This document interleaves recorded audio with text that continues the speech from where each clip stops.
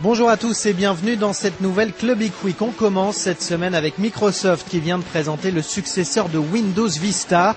La firme de Redmond travaillant sur un projet répondant à l'énigmatique nom de code Windows 7. Il fallait lui trouver un nom plus commercial. Microsoft a tranché et on parlera désormais de Windows 7, un nom bien original puisqu'il s'agira de la 7e version de Windows. Tant de créativité nous coupe le souffle. Heureusement, on peut se rattraper sur le contenu. Jugez plutôt, l'OS intégrera DirectX 11 et Internet Explorer 8 et perd des logiciels aussi intéressants que Windows Mail ou encore Windows Movie Maker. Vraiment, on est impatient. Enfin bref, la suite. Microsoft n'est pas le seul à faire du neuf avec du vieux. Apple s'en est aussi donné à cœur joie cette semaine en présentant ses nouveaux portables. Devant une foule tout acquise à sa cause et avide de nouveautés, Steve Jobs a donc énuméré ses petites révolutions. Notons pêle-mêle un nouveau partenariat avec Nvidia, donc de nouveaux chipsets graphiques, un trackpad en verre, un indicateur de niveau de batterie et une fermeture magnétique de l'écran. Le MacBook Air évolue aussi puisqu'il apprend enfin à stocker des informations avec un disque dur de 120 Go, voire un disque SSD de 128 Go. Évidemment, les prix s'envolent aussi puisque selon les modèles, il vous en coûtera entre 1199 et 2299 €. De telles révolutions pour ce prix-là, c'est Marx qui doit se retourner dans sa tombe. Enfin bref, passons. La police vit avec son temps, la police se modernise, la police arrive sur Internet. Le ministère de l'Intérieur va expérimenter dans les prochaines semaines un commissariat virtuel dans les départements de la Charente-Maritime et des Yvelines.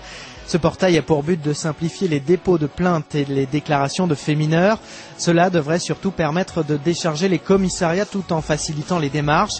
Enfin, ça, c'est pas gagné parce qu'une fois qu'on a déposé la plainte, il faudra ensuite se rendre dans un poste de police proche de chez soi pour vérifier et signer la dite plainte.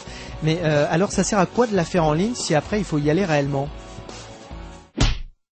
Google a des problèmes avec la justice allemande. Là tout de suite on se dit que Google a lu nos mails, décrypté nos recherches ou même espionné nos emplois du temps. Que nenni, Google est condamné pour contrefaçon. La firme de Seattle se voit reprocher de créer des miniatures d'images existantes lors de leur indexation. Il y a donc contrefaçon. Bon, en même temps, c'est sûr que quand on est un moteur de recherche et qu'on indexe du contenu pour permettre son identification, fatalement, on est obligé de le copier, mais c'est quand même pour permettre aux internautes d'y accéder plus facilement. Borner la justice allemande ? La BlizzCon s'est tenue le week-end dernier en Californie et Blizzard en a profité pour confirmer qu'il est toujours la machine à fric que l'on connaît. Ainsi, deux annonces ont particulièrement retenu notre attention. D'abord, le découpage de StarCraft 2 en 3 épisodes pour autant de factions. Pas bête comme idée, plutôt que de faire payer les fans une fois, autant qu'ils passent 3 fois à la caisse pour le même jeu, c'est plus rentable. Blizzard a également évoqué l'éventualité d'un portage console pour Diablo 3. Bah oui, plutôt que de ne s'adresser qu'aux PCistes, autant viser tout le monde, ça fera plus d'argent. Alors bien sûr, Blizzard reconnaît que pour ce faire, il y aura quelques limitations techniques à franchir.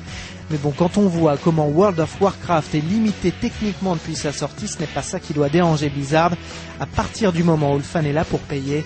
Enfin, c'est sur ces considérations financières qu'on vous laisse, on vous souhaite un bon week-end et on vous dit à la semaine prochaine.